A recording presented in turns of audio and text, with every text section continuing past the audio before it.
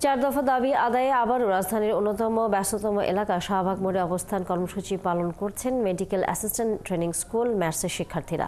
এতে টিএসসি থেকে শাহবাগে আসার সড়কে যান চলাচল বন্ধ হয়ে যায়। আশেপাশে সড়কে তীব্র যানজটও দেখা দিয়েছে। সকাল 11টার দিকে শাহবাগে প্রায় 300 শিক্ষার্থী লং মার্চ করে এসে সড়কে অবস্থান নেয়। সাধারণ ম্যাটস শিক্ষার্থী ঐক্য পরিষদের ব্যানারে এই কর্মসূচি পালিত হচ্ছে। বেলা 11:15টার দিকে শিক্ষার্থীরা জাদুঘরের সামনে সড়কে অবস্থান নেন।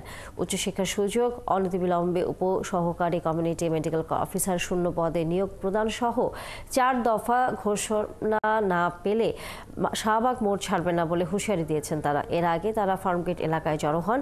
সেখান থেকে তারা শাহবাগের উদ্দেশ্যে যাত্রা করেন। 7 দিনের পরবর্তীতে আমরা আবার পুনরায় Dhaka to long march to Dhaka এই যে আন্দোলন আমরা সামিল হতে আমরা আসছি। প্রায় 1 মাস হয়ে যাচ্ছে। এরা আমাদের কোনো ধরনের আমাদের যেটা আশ্বস্ত দিল এবং আমাদের কথা রাখে নাই, যার কারণে আমরা আবার বাধ্য হয়ে রাজপথে আসলাম। আমাদের যতদিন পর্যন্ত দাবি না মানবে আমাদের দাবি চলবে। আমরা আমাদের অধিকার না আদায় করে রাজপথ ছাড়বো না। দর্শক, আমাদের সহকর্মী এই বিষয়ে খোঁজ রাখছেন নিবি সাহা, আমরা যুক্ত হচ্ছি তার সাথে। লিবির ম্যাথ শিক্ষার্থীরা এই মুহূর্তে কোথায় অবস্থান করছেন এবং সর্বশেষ খবর জানাবেন এই বিষয়ে।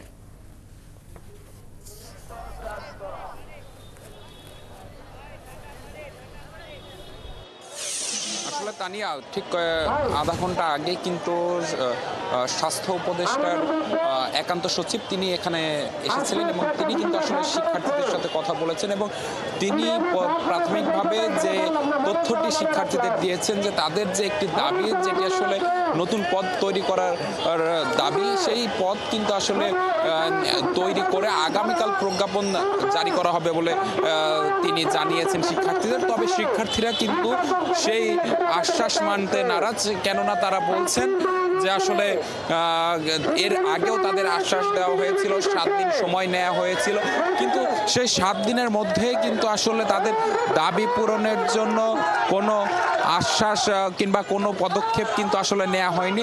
যার কারণে কিন্তু তারা বলছেন তারা নতুন করে আর কোনো আশ্বাসে পা দেবেন না, কোনো আশ্বাস তারা মানবেন না। আজকের মধ্যেই তাদের যে 4 দফা দাবি, সেই 4 দফা দাবি মেনে নিতে হবে এবং মেনে নিয়ে প্রজ্ঞাপন জারি করতে হবে। পাশাপাশি সে সময় কিন্তু সেই একান্ত সচিব শিক্ষার্থীদের একটি প্রতিনিধি দলকে বলেছিলেন যে আসলে তাদের একটি প্রতিনিধি দল যেন আসলে তার সঙ্গে যায় এবং তারা সচিবালয়ে গিয়ে এই যে স্বাস্থ্য উপদেষ্টা কিংবা স্বাস্থ্য সচিব যিনি আছেন তার সঙ্গে কিন্তু আসলে আলোচনার কথা তিনি বলেছেন এবং এরপর কিন্তু শিক্ষার্থীরা আলোচনা করে কিছুক্ষণ আগে কিন্তু যে 5 জনের একটি প্রতিনিধি দল তারা কিন্তু আসলে সচিবালয়ের দিকে গেছেন এবং আলোচনার জন্য, এবং এরপর হয়তো বা সেই আলোচনার মাধ্যমে নতুন কি সিদ্ধান্ত হলো, তাদের দাবি আদায় পূরণ হলো কিনা সে বিষয়ে কিন্তু আসলে পূর্ণাঙ্গভাবে জানানো যাবে। এবং শিক্ষার্থীরা সকাল থেকে এখানে অবস্থান করছেন এবং শিক্ষার্থীরা বারবারই বলছেন যে আসলে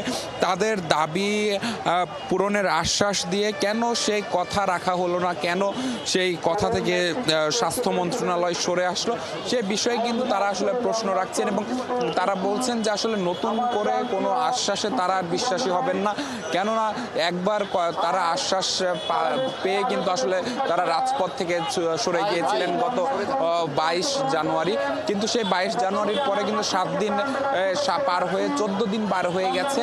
তো এখন পর্যন্ত কিন্তু তাদের যে 4 দফা দাবি, সেই দাবি আদায়ের জন্য কিন্তু নতুন করে কোনো পদক্ষেপ নেওয়া হয়নি। সেজন্যই কিন্তু বাধ্য হয়ে আবারও এই আন্দোলনের খবর জানবার জন্য অসংখ্য ধন্যবাদ আপনাকে। এখনকার মতো দর্শক সহকর্মী নিবি সাহা ছিলেন শাহবাগ থেকে।